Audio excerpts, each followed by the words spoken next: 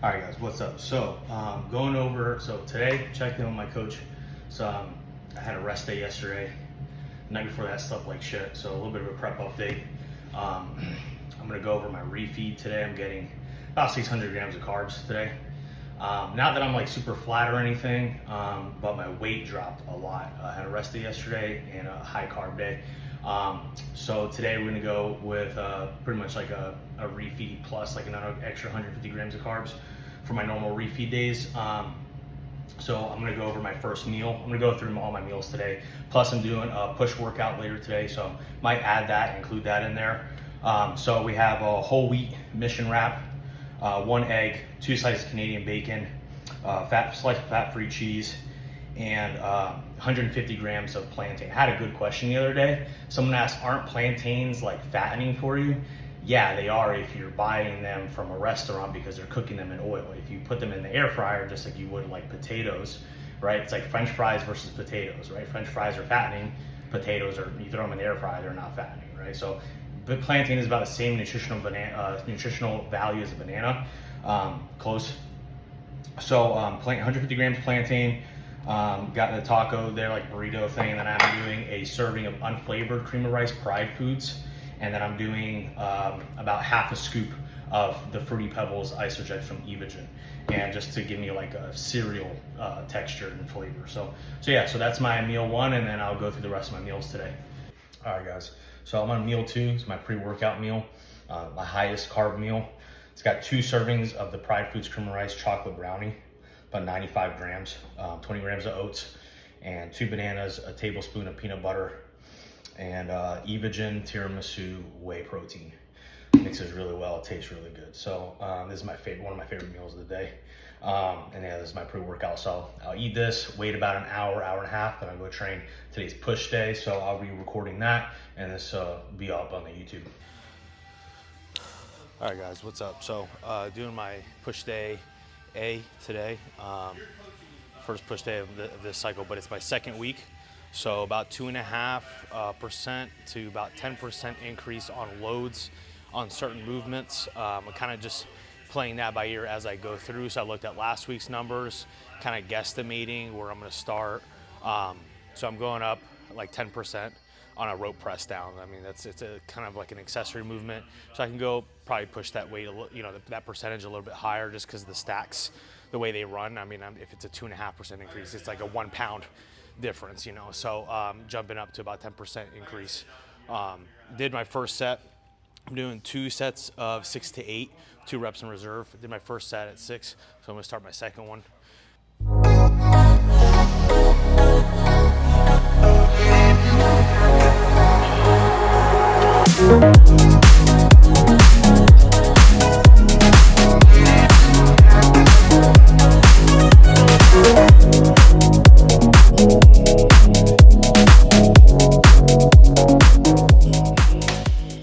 All right, so last set, I'm going up another 10% on load.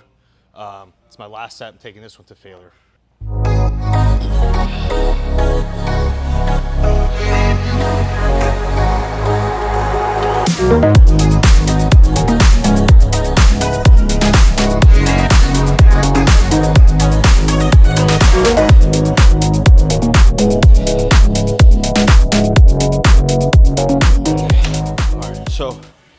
This is my second set. I'm only doing 2 working sets here. I'm sticking with the same way I did last week just because kind of overshot on the weight a little bit. I'm sticking with like 8 to 10 reps. I just got 8 on the first set for about a rep in reserve or 2 reps in reserve. So as maybe I finish up my second set here.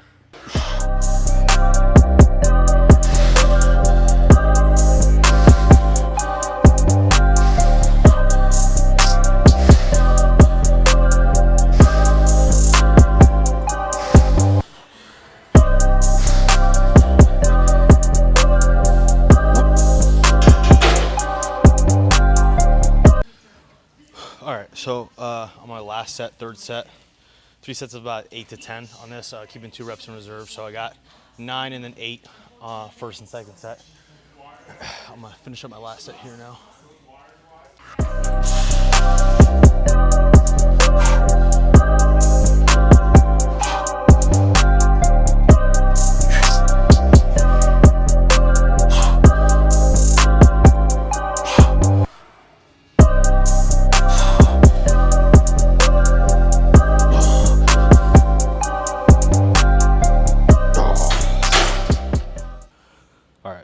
we got 3 sets of this. It's a hybrid raise, so it's between a lateral raise and a front raise.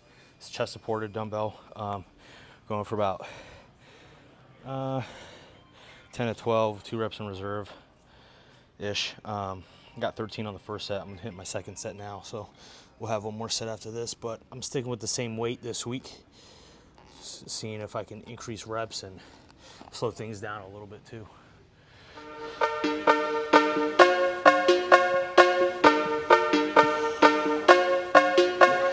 Yeah, my mouth was full of gold and I'm a city boy. And my outfit was in gold, I'm a pretty boy.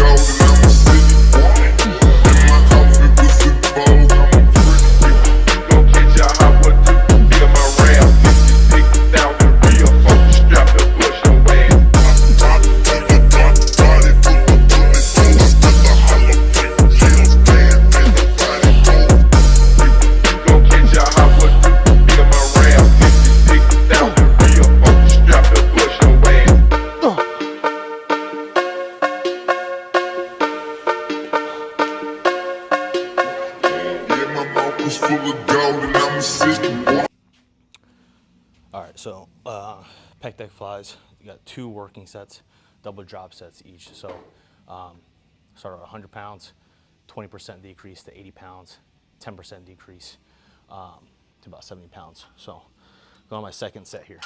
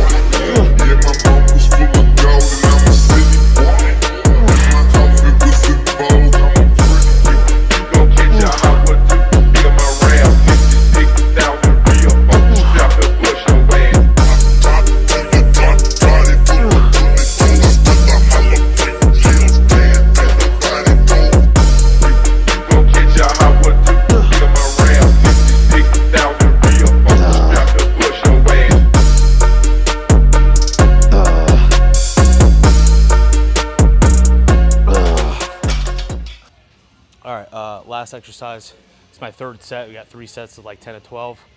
It's overhead tricep extension. So my last set.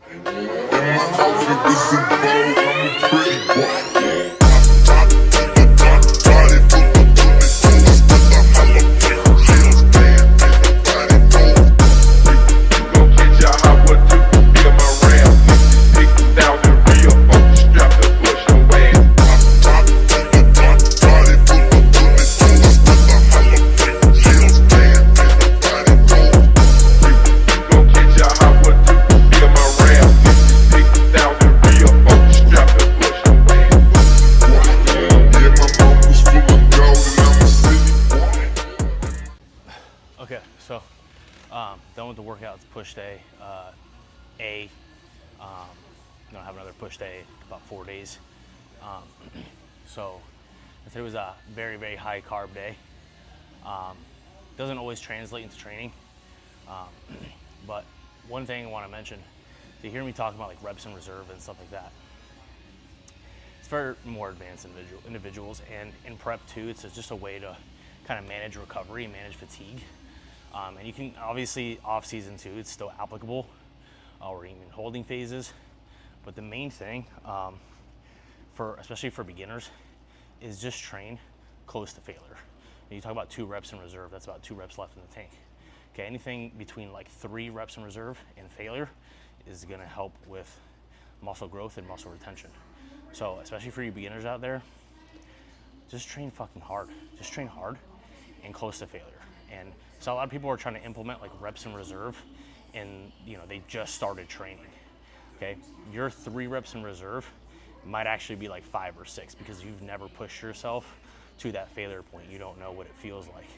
I have a wrestling background, and in wrestling, there is no reps in reserve. There is train balls out all of the time to failure, all of the time. So that's the way that I was just kind of like, it was just drilled into my head that you go to failure all the time when you train, until you can't do anymore. There's nothing left in the tank. Now, as a bodybuilder, and with like evidence-based practices and stuff, and practical application in the gym for managing recovery and fatigue, the reps in reserve is applicable. But just for you beginners out there, just train fucking hard, train close to failure. And have some sets where you might leave a couple left, but if it's your last set, just train till you can't do anymore. No force reps, no half reps. Keep every rep full range of motion. If you have technical breakdown, technical failure, and you can't keep that same technique for that last rep, that's failure. Okay, just stop there. Okay, you don't need to force reps out and have a spotter help you through the fucking rep. Okay, just stop there. You don't need to, here's another thing, is working out with people. Oh, you have to have someone to push you. No, you don't have someone to push you. You see this right here? It's a log book. Okay, you write down what you did. And then the following week, you try to do 1 more rep or add 5 pounds. That's progressive overload, okay? Now, keeping the same technique, keeping the same form. That doesn't mean, oh, let me add 10 pounds and try to force rep this, or let me get a spotter to help me through it, because that's not, it's not the same. So keep it the same form week to week, the same exercises week to week, until you can't progress anymore in that exercise. And then you can switch it out, okay? If you keep switching exercises and stuff, your body's never gonna adapt to the exercise.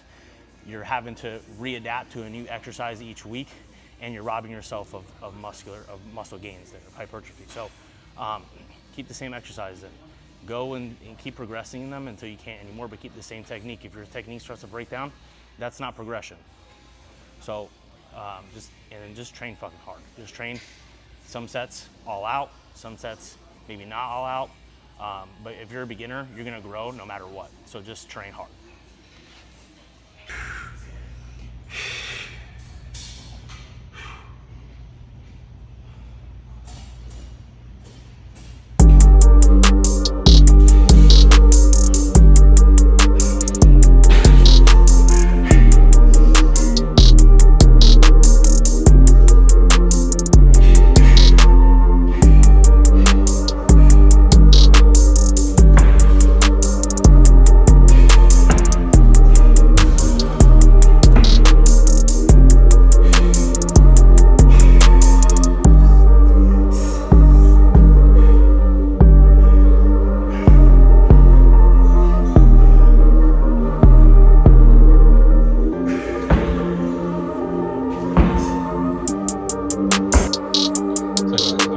Got home from the gym, post-workout meal.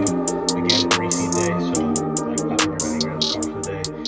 I got 100 grams of plantain in here, and 250 grams of jasmine rice, 125 grams of canned corn, and 6 ounces of pulled chicken from Pelican Meals. Again, those are Pelican Meals local to Tampa, St. Pete, Clearwater, and like Sarasota area. I'll put the codes in the description and stuff and the links so you guys can order if you're local. And I'll do about a quarter teaspoon. I'm doing about a quarter teaspoon in each meal. I have some sodium with my intra workout and pre-workout drink, so I'm doing about 6 grams of salt for the day right now. All right, guys. So meal 4. This is my dinner. 2 cups of spinach. A little bit less spinach today. I usually do about 3 cups on my high days. 2 cups of spinach just to bring fiber count a little bit down. Since carbs are much higher today, much more food volume. Then I have about 4 ounces of Pelican Meals pulled steak and 4 ounces of Pelican Meals pulled chicken, some onion pepper, and 275 grams of jasmine rice. And yeah, that's meal 4. And then I got one more meal after this, and then I'll be heading to bed. I got to wake up pretty early tomorrow, so want to get this last meal in probably within the next 2 hours. All right, guys, so last meal of the day is meal 5, about an hour before I go to sleep. So we have Greek yogurt, about 255 grams, about 50 grams of blueberries, blackberry, raspberries, like a mixed fruit mix in the frozen section, and then about a quarter scoop of the Free Pebbles Evogen Isoject whey protein. So that's one part of the meal. Then this is a Refeed day, a lot of carbs, 2 servings of the chocolate brownie, fried foods, cream and rice, and then a banana, and I do also 10 grams of Hershey's cocoa powder, 10 grams of the Planters mixed nuts, and then 10 grams of the macadamia nuts. So nuts have really good health benefits. Obviously, like everything that you see that I eat, you know, plantains, banana, fruits, you know, stuff like that, vegetables, salad, whatever. It's a well-balanced diet. Even on the Refeed days, you know, I have to back down on the vegetables a little bit, but I add in fruits. Like, I like fruits, make me feel good, make me feel fuller, and I still get, you know, the, you know, simple, faster digesting carbohydrates in there, you know, not fruits and stuff, you know, but I add in more fruits, and I add in, you know, things like plantains. It's just like high in potassium, you know, and minerals and micronutrients. The nuts, high, you know, different kinds of fats, saturated, unsaturated. You know, it's just a well-balanced diet. It's not just chicken and rice and broccoli every meal. That is just the standard bodybuilding diet, and it's just not very well balanced, and you're missing out on a lot of like micronutrients and vitamins and even fiber intake and stuff like that. So you talk about like gut health, having a well-balanced diet really helps with gut health the most.